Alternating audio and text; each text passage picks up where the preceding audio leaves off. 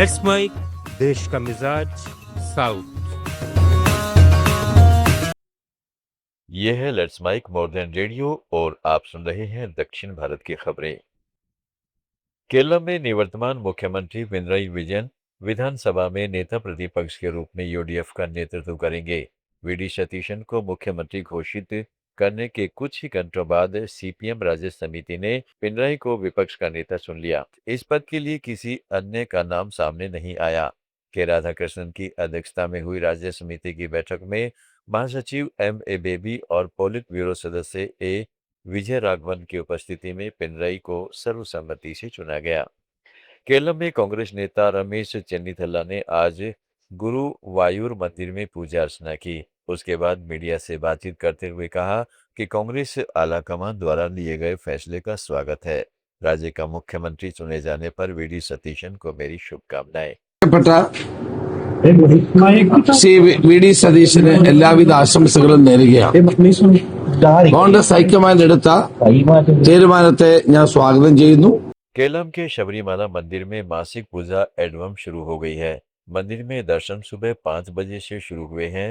19 मई को रात 10 बजे मंदिर बंद रहेगा। श्रद्धालुओं के लिए दर्शन की ऑनलाइन बुकिंग सुविधा उपलब्ध है।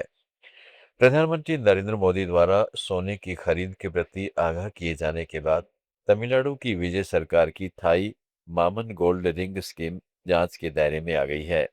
अपने चुनावी घोषणा पत्र में टीवीके ने कहा था कि सरकारी अस्पतालों में जन्म लेने वाले प्रत्येक शिशु को सरकार के आशीर्वाद के प्रतीक के रूप में सोने की अंगूठी दी जाएगी।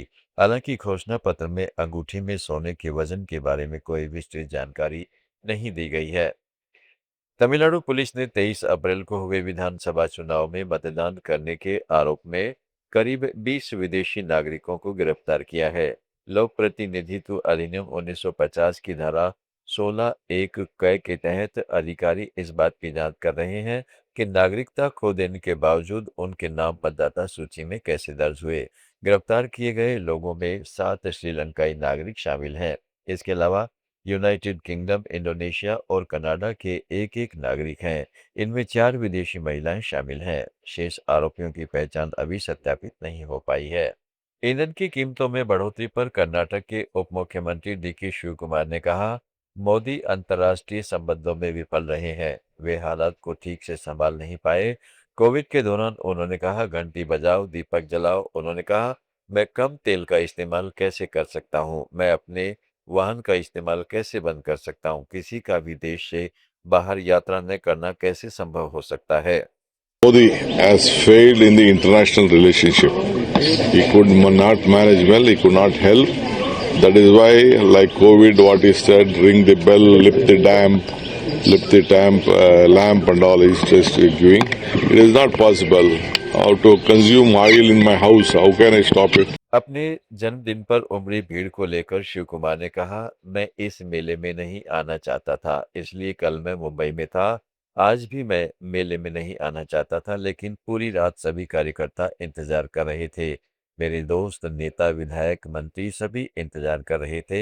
मैं इससे बच नहीं सका। मैंने अपने समर्थकों से पोस्टर ने लगाने को कहा और नगर निगम से उन्हें हटाने को कहा। रक्षा मंत्री राजनाथ सिंह आज आंध्र प्रदेश के श्री सत्य साई जिले के पुट्टुपर्थी में एयर स्पेस और रक्षा परियोजनाओं के शिलान्यास समारोह में शामिल हुए। रक्षा मंत्रालय के अनुसार वहां विमानिकी विकास एजेंसी के विमान एकीकरण और उड़ान परीक्षण केंद्र की आधारशिला रखी गई है।